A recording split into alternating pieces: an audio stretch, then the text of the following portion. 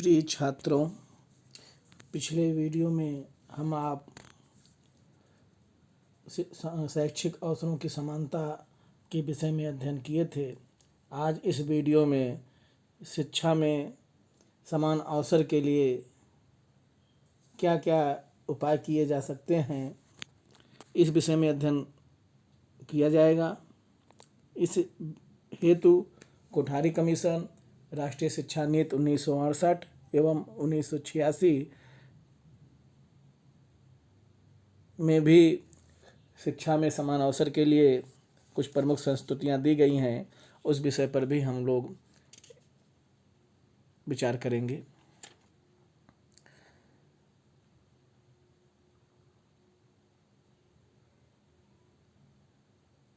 वर्तमान शिक्षा व्यवस्था एवं प्रशासन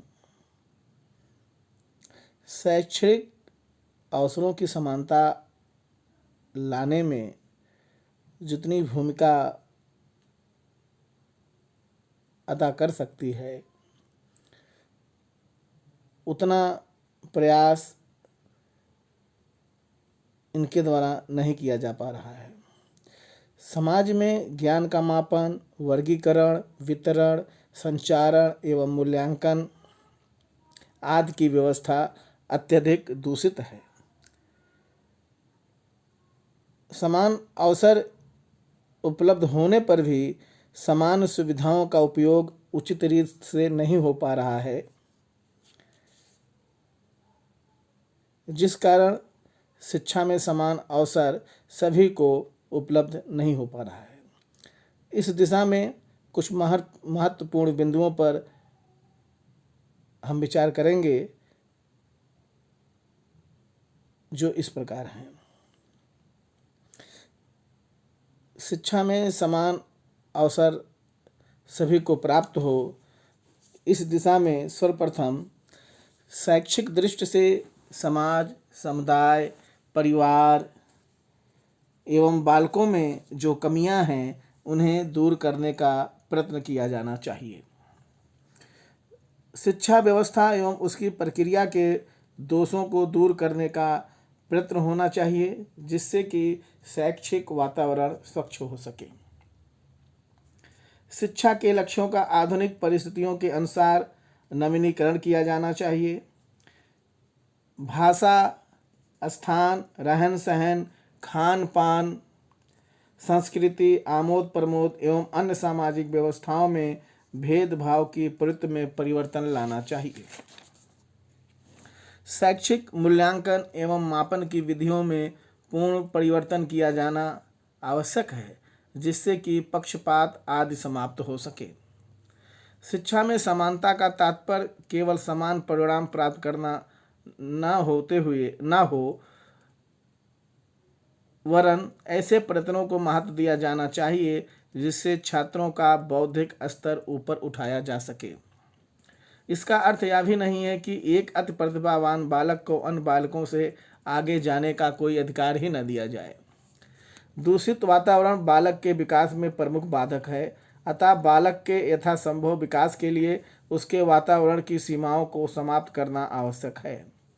स्त्रियों, हरिजनों, विकलांगों एवं आदिम जातियों के संदर्भ में हमें अपनी सामाजिक मान्यताएं परिवर्तित करनी चाहिए और उन्हें विभिन्न प्रकार के बंधनों से मुक्त करते हुए शिक्षा के समान अवसर अगर उपलब्ध कराया जाता है, तभी हम कह सकते हैं कि वह व्यवहारिक होगा, अन्यथा वो सैद्धांतिक ही रह जाएगा।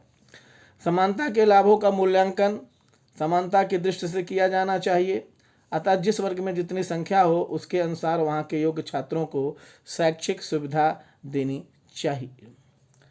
शिक्षा में समान अवसर सभी को उपलब्ध हो, इस विषय पर भारतीय शिक्षा आयोग या कोठारी आयोग ने भी अपने सुझाव प्रस्तुत किए हैं। इन सुझावों के आधार पर शिक्षा के अवसर सबको समान रूप से उपलब्ध हों, इस विषय में प्रयास किया गया है। आयोग द्वारा जो प्रथम सुझाव दिया गया है या प्रथम संस्तुति की गई है, वो इस प्रकार है। अधिक से अधिक स्थानों में शिक्षा संस्थाएं खोली जानी चाहिए, जो शिक्षा के प्रत्येक स्तर का प्रतिनिधित्व करती हों। आवश्यक छात्रावास और आवागमन की सुविधाएं प्रदान की जानी चाहिए। साथ ही ऐसी विचारपूर्ण नीतियां अपनाई जानी चाहिए कि प्रत्येक स्थान में शैक्षिक सुविधाएं उपलब्ध हों। दूसरा, शिक्षा क्षेत्र में सबसे बड़ी असुविधा शुल्क की है, जिसे गरीब परिवार वहन नहीं कर पाते हैं। अतः धीरे धीरे फीस को हटा लेना चाहिए। उन्होंने सभी स्तरों में शिक्षा को निःशुल्क बनाने की संस्तुति की थी, जिसे एक साथ न करके धीरे धीरे क्रमबद्ध रूप में हटाना चाहिए।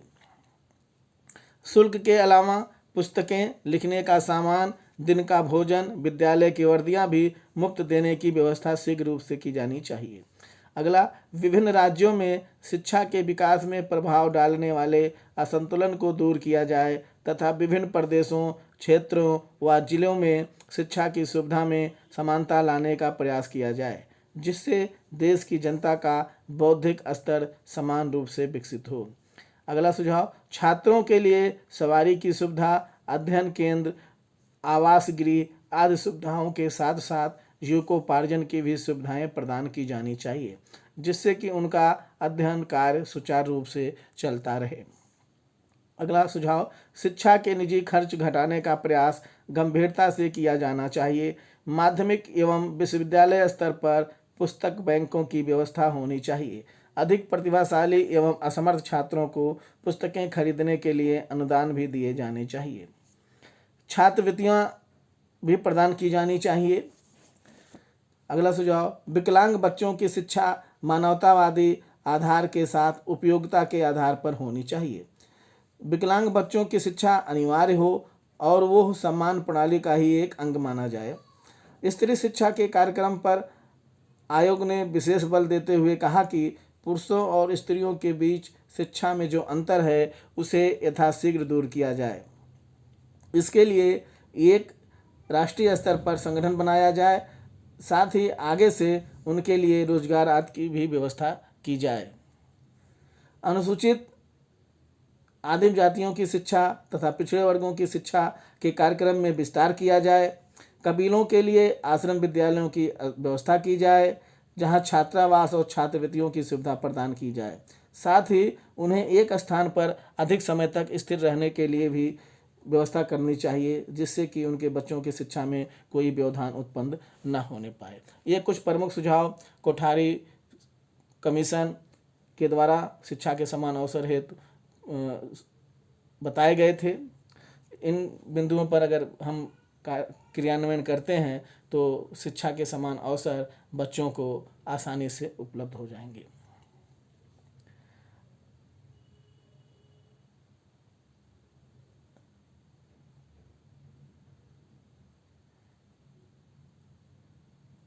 शिक्षा के समान अवसर सभी को सुलभ हों, उन्हें आसानी से प्राप्त हों, इस विषय में राष्ट्रीय शिक्षा नीति 1968 में कुछ संस्तुतियां प्रदान की गई हैं, जिनका हम आप बिंदुवार अध्ययन करेंगे।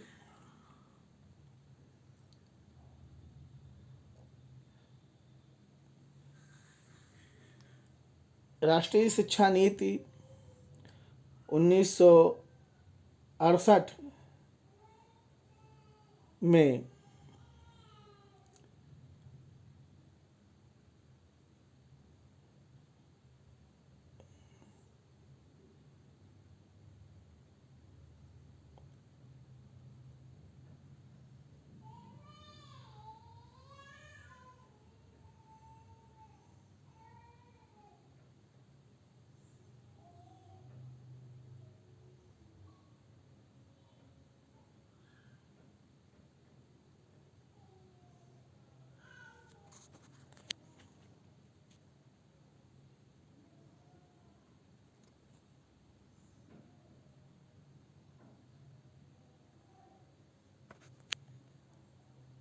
राष्ट्रीय शिक्षा नीति 1968 में जो प्रमुख संस्तुतियां शिक्षा के समान अवसर हेतु दी गई हैं, उनका बिंदुवार विवरण इस प्रकार है।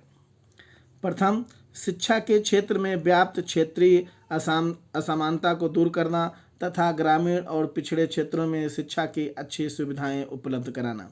दूसरा, सामाजिक और राष्ट्रीय एकीकरण के लिए कॉमन स्कूल सिस्टम प्रणाली लागू करना। सामान्य विद्यालयों के शैक्षिक स्तर को अच्छा बनाना।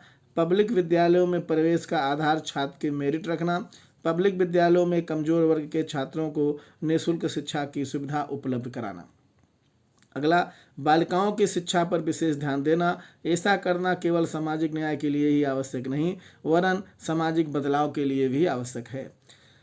पिछड़े वर्गों एवं विशेषकर अनुसूचित जातियों एवं जनजातियों में शिक्षा प्रसार की सबसे अधिक ध्यान देने की आवश्यकता है। मानसिक और शारीरिक रूप से विकलांग बालकों के लिए शैक्षिक सुविधाओं में वृद्धि करना, साथ ही विकलांगों को इस योग्य बनाना कि वे समान विद्यालयों में पढ़ सकें। ये कुछ प्रमुख सुझाव राष्ट्रीय शिक्षा नीति 1968 में शैक्षिक अवसरों की समानता के लिए बताए गए थे।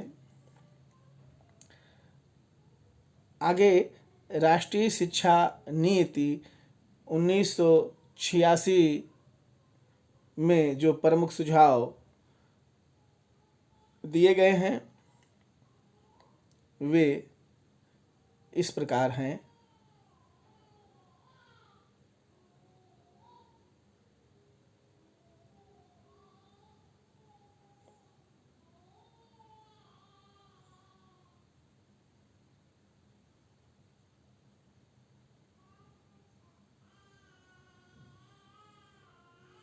राष्ट्रीय शिक्षा नीति 1986 के प्रमुख सुझाव इस प्रकार हैं। राष्ट्रीय शिक्षा नीति में कहा गया कि लाभ उठाने से अब तक वंचित वर्ग को उनकी आवश्यकताओं के अनुरूप शैक्षिक अवसरों की समानता उपलब्ध कराकर विषमताओं के उन्मूलन पर बल दिया जाएगा।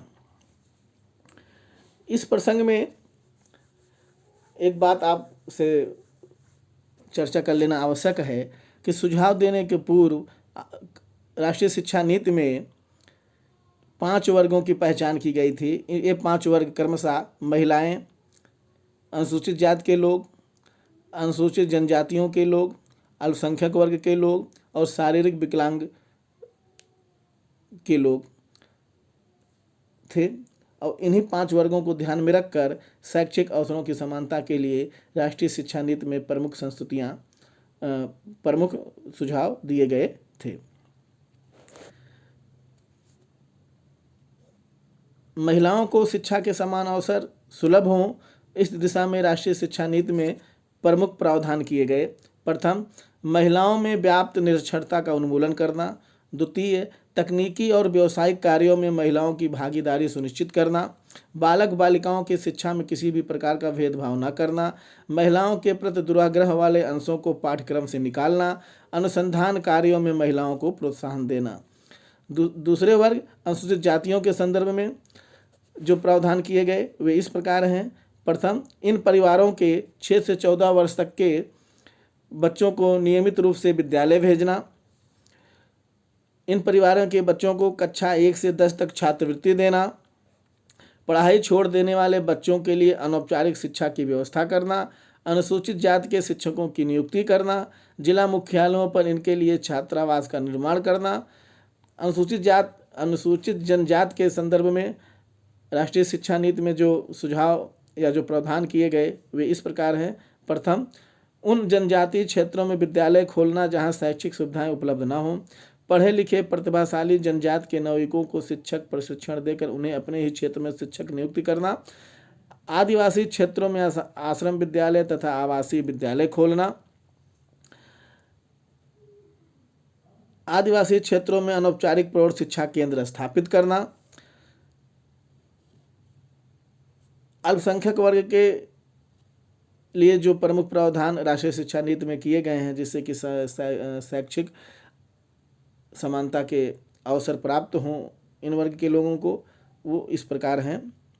समानता और सामाजिक न्याय की दृष्टि से अल्पसंख्यकों की शिक्षा पर विशेष ध्यान देना। दूसरा, उनकी भाषा और संस्कृत को सुरक्षित रखना। तीसरा, अल्पसंख्यकों की भाषाओं में पाठ्य पुस्तकें प्रकाशित करना। साथ ही एनसीईआरटी द्वारा संचालित अल्पसंख्यक संस्थाओं के शिक्षकों के लिए सेवाकालीन प्रशिक्षण कार्यक्रम प्रदान करना। विकलांग वर्ग के शिक्षा के लिए जो प्रावधान किए गए हैं राष्ट्रीय शिक्षा नीति में, वे निम्न प्रकार से हैं। प्रथम, मामूली रूप से विकलांग बालकों को सामान्य बालकों के साथ शिक्षा देना। दूसरा, गंभीर रूप से विकलांग बालकों की शिक्षा छात्रावास युक्त विद्यालयों में करना।